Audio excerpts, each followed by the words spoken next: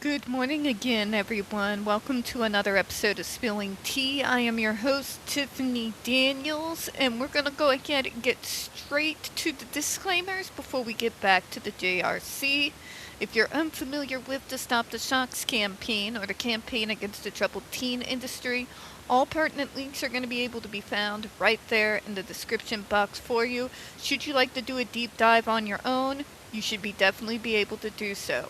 Trigger warnings, this channel is marked not for kids for a reason. I do use profanity.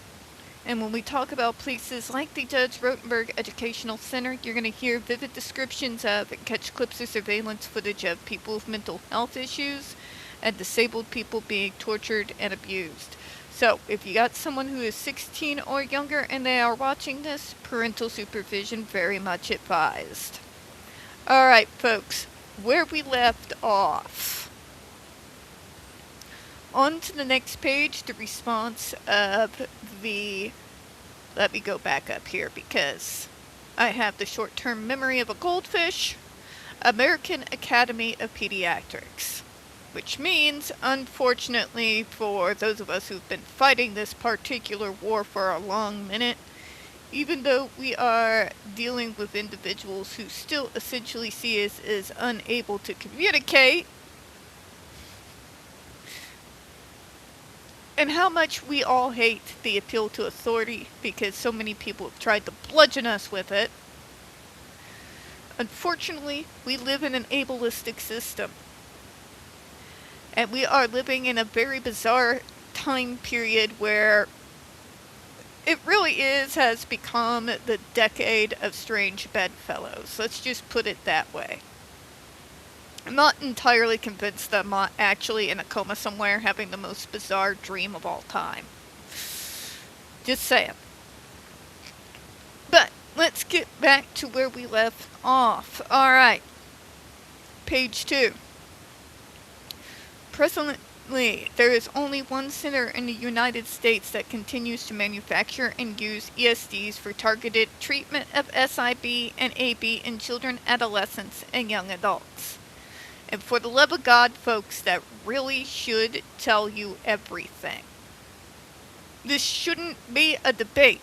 It sure as hell should not be taking over 40 years to bring these insane people down. It's ridiculous. But we're the only ones that use it, but nothing else works. Well, clearly that is not actually the case, because if that were true, the JRC would not be the only individuals using this device. They'd be used everywhere.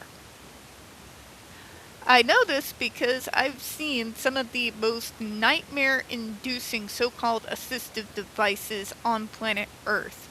I've done a review on one of those devices that would literally have me just like ripping it off of my back and smashing it to death with a hammer. Okay? Some assistive devices are not assistive devices, they're torture devices. Okay? And the fact that I know that, and I've seen some of these, but they don't use the GED device. Only the JRC does. Should tell you everything in regards to whether this is actual acceptable health care or not. The wider world says no. But the world is wrong sometimes. Yes, but usually not when it comes to the concept of, you know what we should do? Stop this, torturing disabled people for daring to exist. That would be great. Just putting it out there. The Judge Rotenberg Educational Center, established in Canton, Massachusetts, has pioneered the use of this aversive conditions for hundreds of its students since its inception in 1971, and continues this treatment today despite much dissent and inquiry into the safety, efficacy, and ethicality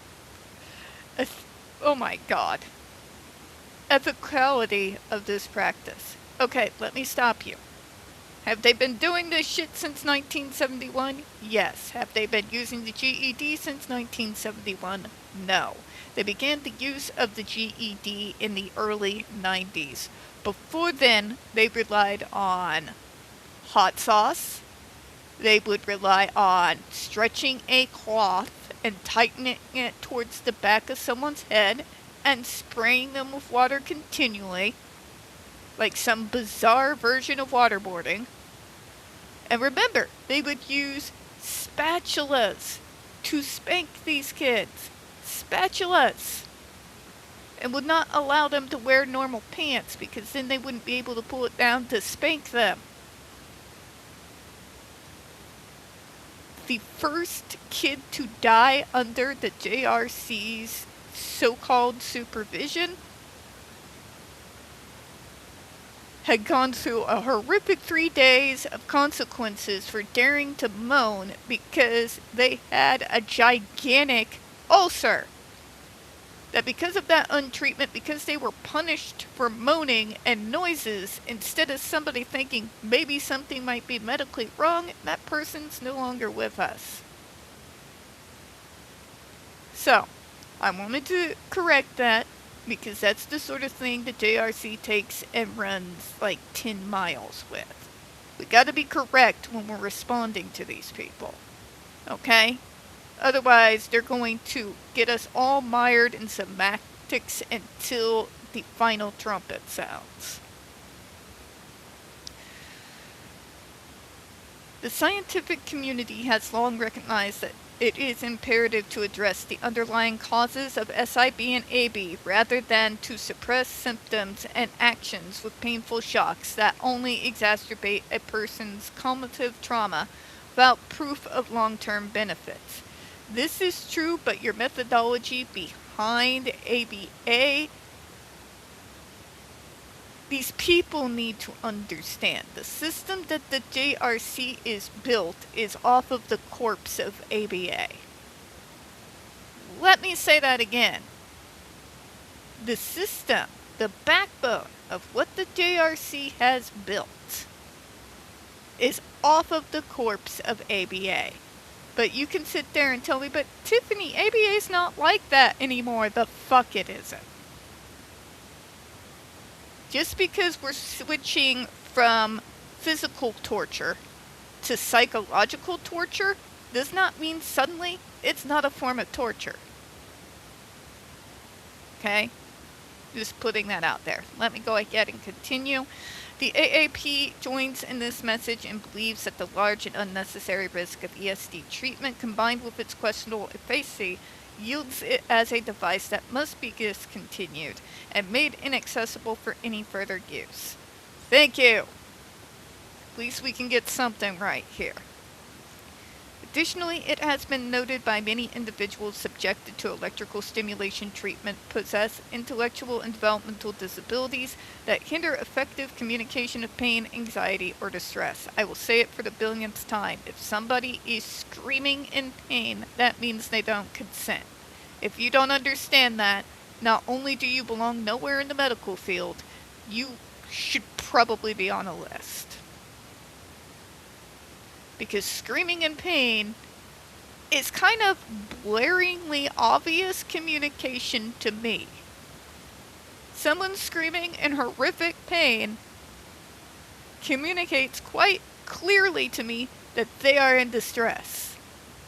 Someone screaming, unless it's from anger, and even sometimes then, it's pretty clear communication to me of anxiety.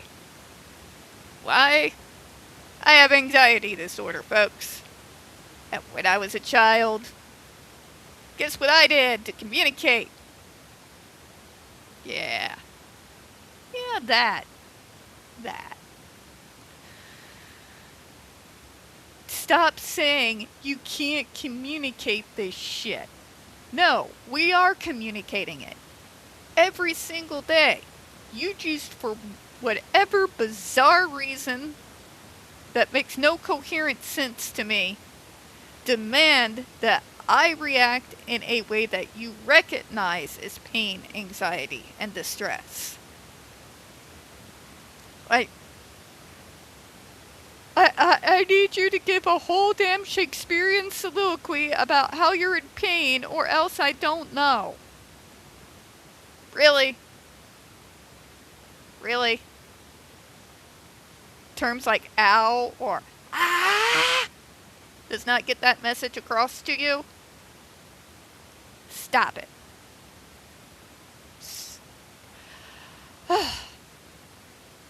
Hate to sound like a particular person getting smeared all over the internet, fairly or unfairly, I don't know, but for the love of God. Okay? Please stop insulting my intelligence.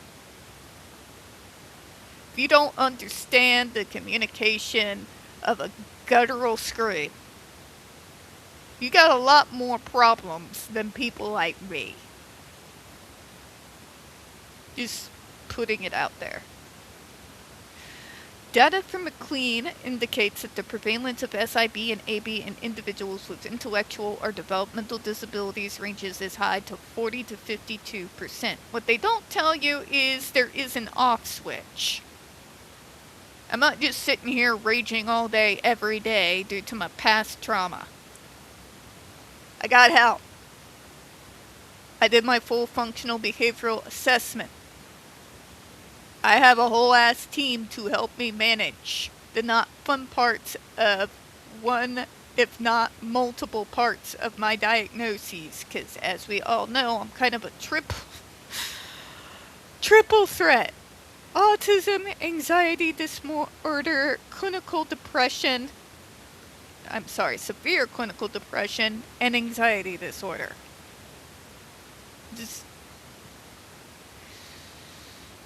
Yeah, but it's not all the time. It's not all the time. Good majority of the time, I'm fine, even in this bizarro timeline we're all stuck in.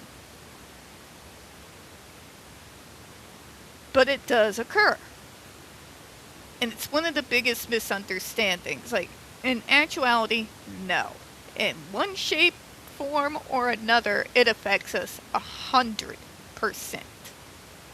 It's just not constantly turned on all the time. Okay? Any more than it's turned on all the time with neurotypicals. But let me continue here. This data suggests a staggeringly disproportionate use of ESD treatment for persons with these disabilities, many whom are children and young adults who may not possess the power to advocate for their own health, safety, and well-being. But you can't speak for yourself. Again, if I'm screaming in pain, that should be clear-ass communication. Okay? Most easy to understand type of communication in the world. Someone who doesn't even speak my language could probably understand what's going on if I'm screaming in pain and horror. Okay? It's one of the most primitive and well-recognized forms of communications to exist amongst the human populace. Alright, and this is coming from someone who's autistic, who a majority of the time cannot read body language to save my soul unless it is so deliberate it's like the exaggerated overacting of silent movies. Okay? Anyways, moreover, the fact that only one organization in the U.S. continues the use of ESDs on individuals strongly indicates that the overwhelming majority of people with SIB or AB are being effectively treated with other positive behavioral treatment methods such as dialectical behavioral therapy, or DBT. Researchers estimate that there are 330,000 individuals in the U.S. with SIB or AB, yet fewer than 300 patients of the JRC undergo behavioral treatment with ESDs. Now, let me put this forward. The majority of the time, I am fine. But do I still have these behaviors on occasion to this day? Yes. They don't go away entirely. There is no such thing that will ever make that happen. They're going to come out. But with proper treatment, with proper support team, proper circle of support, a good majority of the time, I'm fine. And when those moments do occur, it's usually of moments of extreme emotional turmoil and stress. So, just putting that out there, there is no magic bullet. There is no getting rid of those behaviors entirely. That is not rational, logical, or reality. But there are other ways of handling it than, torching us for daring to exist. Saying. The AAP finds these numbers telling, and the continued practice of electrical stimulation for the treatment of self-injurious or aggressive behaviors troubling. Punishing treatment methods like those of ESDs are unethical, unnecessary, and unacceptable as a standard of care in the treatment community. Now, remember who this is coming from, JRC. But you advocates just don't know what's good for you, Tell that to them. Just putting it out there. These devices have undoubtable and long-lasting adverse physical and psychological impacts on children, adolescents, and young adults who experience them, and particularly affect individuals who are subjected to these methods as a result of the self-injurious or aggressive behaviors associated with their intellectual or developmental disabilities.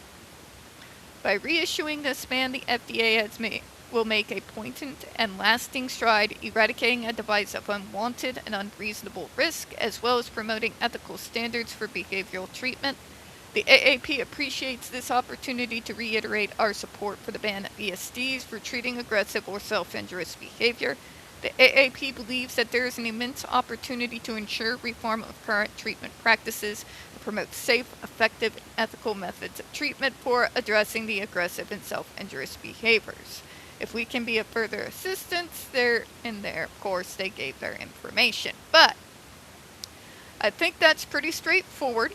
And we're going to close out this video as well. We don't get very many views on this channel, and the few we do tend to get removed from time to time. If you all would be so kind to please hit the like button, hit the subscribe, and don't forget to hit the comments. And also make sure you're still set up for notifications. We would definitely appreciate it. We don't want you missing anything. We're still going to be continuing on with the 2 other series. I do appreciate your time, and as always, folks, we here at Spilling Tea do hope you have a good one. We'll see you again all here in a little bit. Bye-bye, everyone.